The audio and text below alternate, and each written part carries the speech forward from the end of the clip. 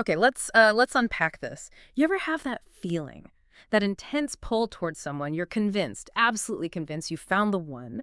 But what if it wasn't really love? Not in the way we think, anyway. What if it was just, well, a romantic projection? This is something we've been doing a deep dive into, this really fascinating idea.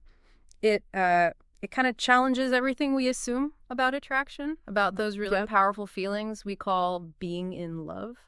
Makes you wonder, doesn't it? Yeah, it's interesting. What we're seeing is that it often kicks off when you mistake something pretty normal, maybe even just, awkwardness from someone else. Yeah. You mistake that for them having a genuine romantic interest in you. And the core of it is this. You start getting feelings for someone, mainly because you convinced yourself they already have feelings for you first. Mhm. Wait, hang on. So it's not about liking their personality or looks or anything first. It's about sensing they might like you. Exactly. Or at least thinking you sense it. Picture this, right? Yeah. The example we kept seeing. You're talking to someone, maybe things are fine, maybe a little stilted, awkward, maybe they avoid eye contact for a second or seem a bit flustered. Normal stuff could mean anything. All right. Could be nervous, could be thinking about lunch. Could be anything. But in that moment, this little guess pops into your head, the projection. Do they? Right. Do they like me? And once that little seed is planted, you start scanning, looking for any little thing that confirms it, reinterpreting everything they do through that lens. Oh, they looked away because they like me. Okay, confirmation bias kicks in hard. Totally. Yeah. But here's the really wild part, the twist. Once you feel like you've gathered enough of this evidence, even if it's totally misinterpreted awkwardness that they might like you, that's often the moment you start to actually like them. Your feeling is triggered. It's sparked by the belief that they feel something for you. And our research points towards this pattern being maybe particularly common in women. It seems for many women that feeling of being desired or thinking you're desired can actually come before their own desire. It's often less about, wow, look at their achievements, or they're so good looking, and more like, I think you might want me. Okay, now I'm starting to want you. So it's like attraction working in reverse, triggered by a signal you think you received. You got it. And now imagine this. What if both people are doing this at the same time? Oh boy. Right. I see your awkwardness, I think, aha, they like me. So I start liking you, maybe get a bit awkward myself, because now I have feelings. And then I see your awkwardness. Exactly. And you think, see? I knew it. They like me. So then you start liking me back more, maybe get even more awkward. Wow, it's a feedback loop based on potentially nothing real at the start. Potentially. We've actually found cases where couples look back years later and realize the whole thing started because each of them mistakenly thought the other one made the first move or showed interest first. You can build this incredibly intense shared feeling, the sense of falling in love, even if the spark, the very beginning, was just a cross wire, a misunderstanding. That's kind of amazing in a way, like a beautiful accident, maybe? It works out. But, okay, our deep dive didn't just look at the happy accidents. What are the implications when this happens in situations that are less ideal? What if the projection is towards someone who isn't available?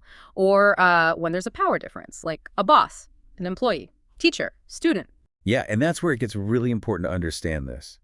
Because that beautiful misunderstanding, like you said, it might be fine, even charming, if you're both single, available on equal footing. But recognizing you might be projecting becomes absolutely critical when the feelings are unwanted or when they're happening in these complex power imbalance situations. That's when it shifts from maybe quirky to potentially really harmful or inappropriate. Right. So how do you deal with that if you suspect you might be caught in this kind of projection, especially in a tricky situation? Well, that leads to this idea of deconstructing the projection, something we found you almost have to actively practice. It means really stepping back and questioning those intense feelings. Are they genuinely about this person and a real connection? Or are they maybe something you've kind of constructed, something you've built up in your own head based on signals you think you received, signals that might not be accurate or even exist? Asking yourself, is this real or did I kind of make this up? From a psychological standpoint, it might not actually be about a genuine connection with that specific individual at all. It might be triggered by other things entirely, maybe stuff from your past, even old wounds or trauma responses.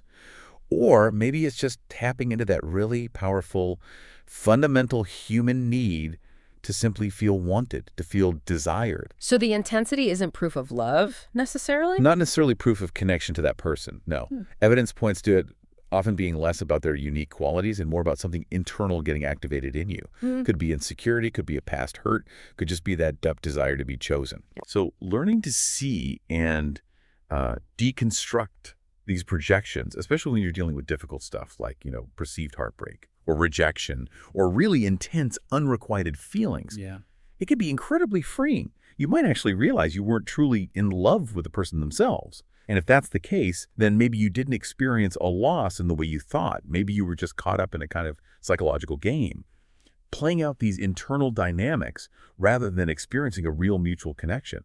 This is some people we looked at who really dug into this realized they'd never actually had their heart broken in the traditional sense because the feeling wasn't based on that genuine connection to begin with. That's a really powerful way to reframe some very painful experiences. That the intensity might be telling us more about our own inner world than about the other person. So here's something to think about. For you listening, take a moment. Consider a time you felt that really intense attraction, maybe thought you were falling in love. Is it possible, could it have been, maybe even partly, a form of this romantic projection we've been talking about?